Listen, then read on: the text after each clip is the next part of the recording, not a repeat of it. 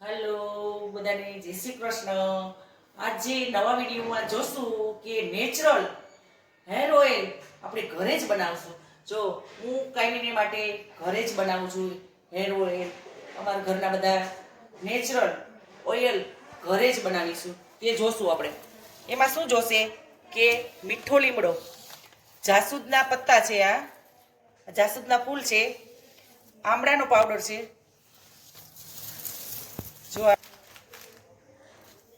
જો આ ભાંગડો છે, આ એનો પાવડર મેં તૈયાર લીધો છે, અને આ ભૂંગળા છે, અને આમળાનો પાવડર, અને અળસી છે આ, અને આ કલોંજી, અને આ 500 જેટલી આ દૂધી નાખવાની છે ખમણી, કે માથાને ઠંડક આપે. અને ગુલાબ હોય તો ગુલાબ પણ નાખી શકીએ. આટલું વસ્તુ નાખવાની છે. અને આપણે બનાવીશું તેલ, અને ટોપરાનું તેલ, કોકોનટ ઓઇલ, એ 500ની બોટલ લીધી છે. એ ઘાણવામાંથી તમે 500 આ ફિલ્ટર કરેલું હોય છે, ફિલ્ટર વિનાનું તમે લઈને નાખી શકો છો.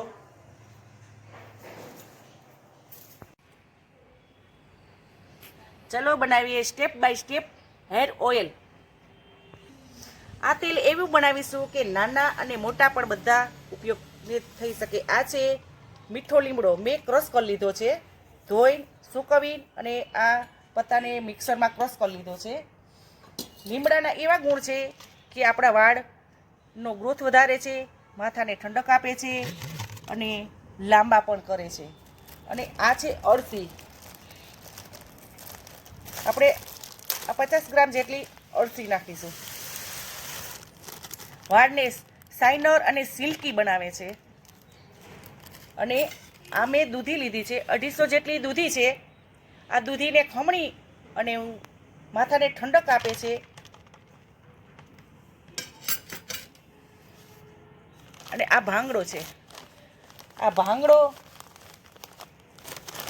નાખીશું. એ 50 ગ્રામ છે.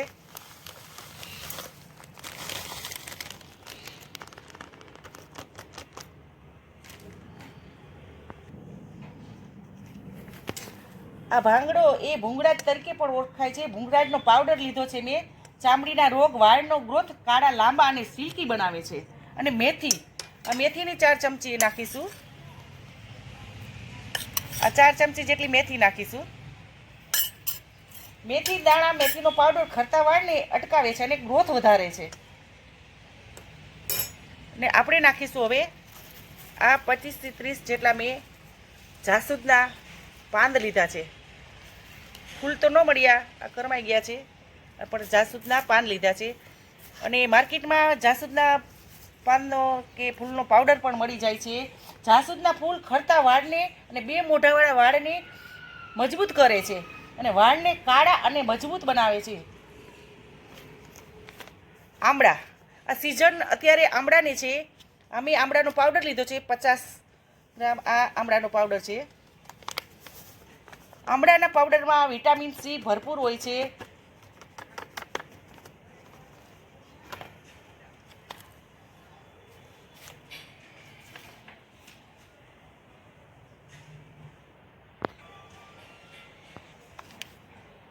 અને આ છે બ્રાહ્મીણ.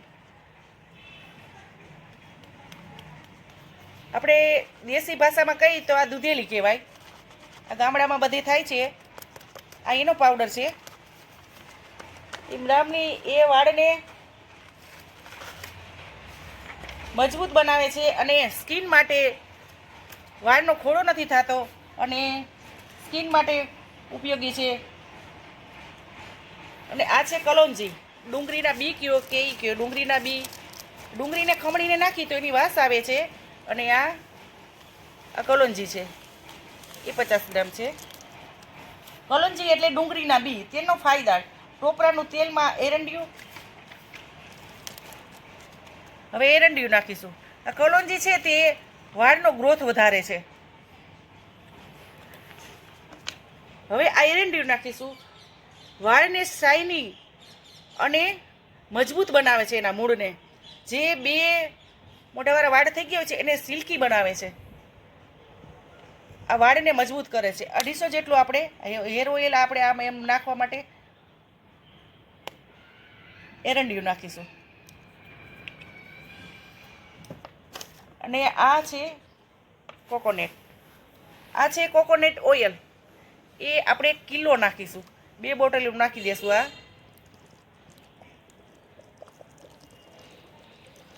ટોપરાનું તેલ એવું છે કે મગજને ઠંડક આપે છે.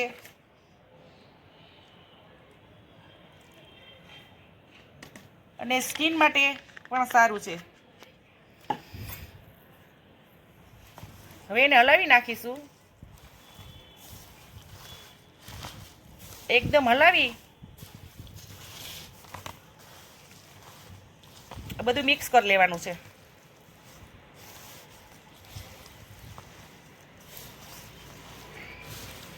જાસૂદના ફૂલ, જાસૂદના પાન અને આમાં કડવો લીમડો પણ નાખી શકી.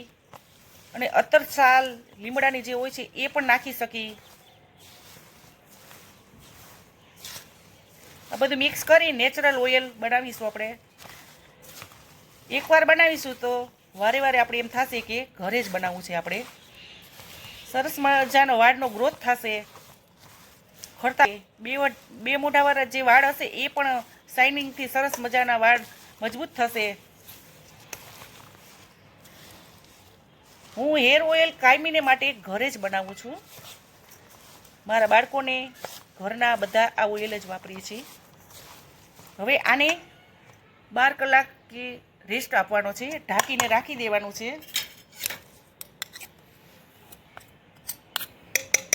એકદમ સરસ.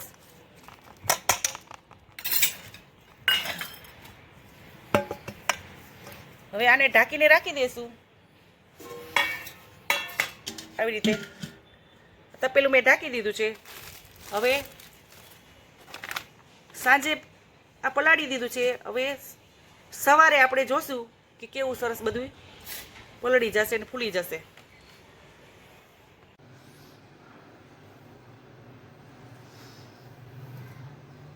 હવે આ આખી રાત પલળી ગયું છે.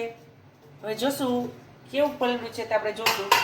જુઓ એકદમ સરસ મજાનું. જો બધી ઔષધિઓ પલળી ગઈ છે. જાસૂદ, લીમડાના પાન, મીઠો લીમડો, આમળા, ભાંગડો, આ બધી જ ઔષધિઓ જે નાખી છે એ બધી સરસ મજાની ફૂલી ગઈ છે. જો સરસ એકદમ સરસ મજાની. તેલ પણ સરસ જો કલર પકડી ગયો છે. તો હવે આપણે એને ગેસ ચાલુ કરીને ઉકાળી લેશું. ગેસ ચાલુ કરી દીધો છે. હવે આપણે એને ઉકાળી લેશું. અને સ્લો ગેસે 20 મિનિટ તો સ્લો ગેસે સાવ ઉકાળવાનું છે. અને સતત હલાવ્યા કરવાનું છે. આ રીતે એકદમ મિક્સ થઈ જાય.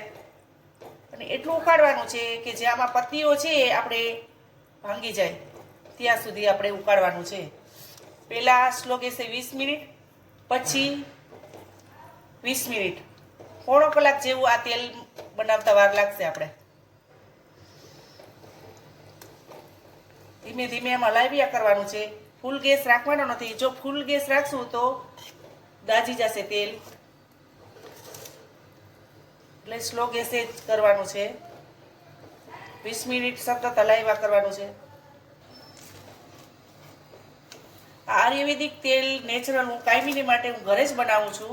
અને આ નેચરલ તેલ ઘરના બધા જ સભ્ય ઉપયોગ કરે છે. આયુર્વેદિક હોવાથી માથાના વાળનો ગ્રોથ એકદમ સરસ થાય છે.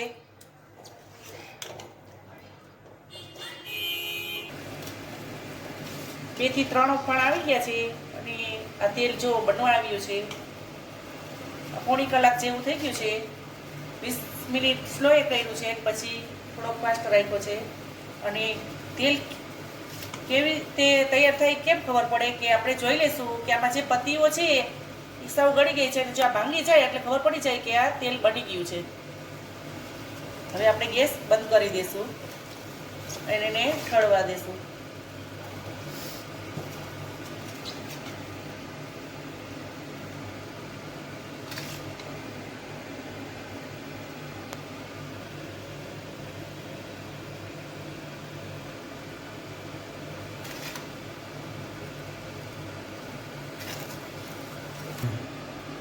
જુઓ તેલ એકદમ રેડી થઈ ગયું છે.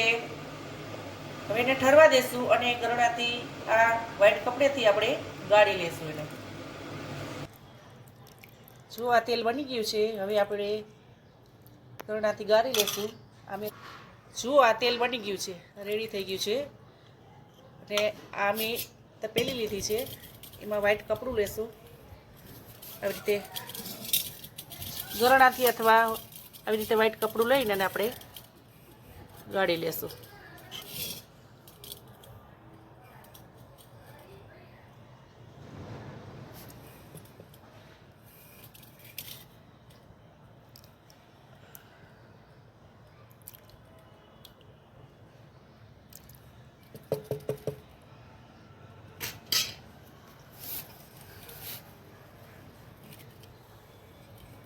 થોડું થોડું ટાંકીને આ રીતે ગાળી લેવાનું છે. જો કેવું સરસ બની, કલર કેટલો સરસ આવ્યો છે, ગ્રીન.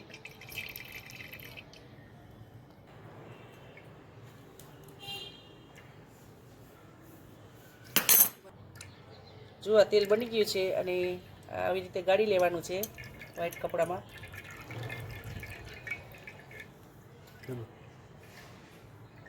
આવી રીતે પ્રેસ મારી સાણસીથી અને બધું જ સરસ મજાનું આવી રીતે સાણસીથી પ્રેસ મારવાનું, એટલે જુઓ બધું સરસ મજાનું નીતરી જશે. આવી રીતે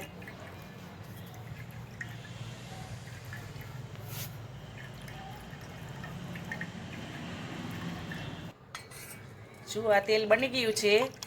જો કેવો સરસ કલર પકડ્યો છે, તમે જોશો એકદમ સરસ તેલ બની ગયું છે. અને હવે એમાં આપણે નાખીશું આ વિટામિનની કેપ્સ્યુલનું. આખું પેકેટ નાખી દેવાનું છે આમાં.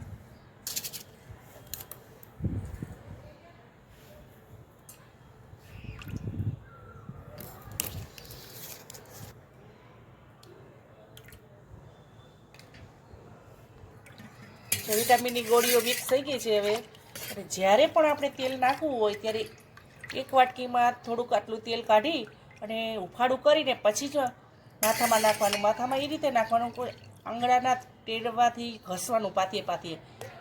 અઠવાડિયામાં 2 વખત નાખવાનું આ તેલ. વાળનો ગ્રોથ વધશે, વાળ મજબૂત બનશે અને શાઇનિંગ પણ આવશે. હું આ જ તેલ વાપરું છું. અને આ વિડીયોને વિરામ આપીશું. નવા વિડીયોમાં મળીશું.